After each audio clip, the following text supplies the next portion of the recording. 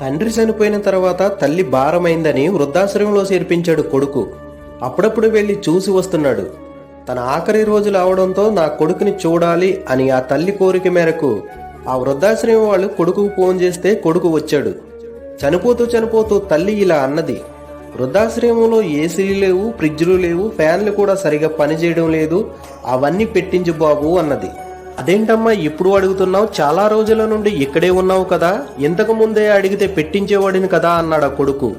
అవన్నీ లేకుండా నిన్ను బ్రతకగలను, అయినా అవన్నీ నా కోసం కాదు బాబు, అవి లేకుండా నువ్వు బ్రతకలేవు, నిన్ను ఆ విధంగానే పెంచాము మేము.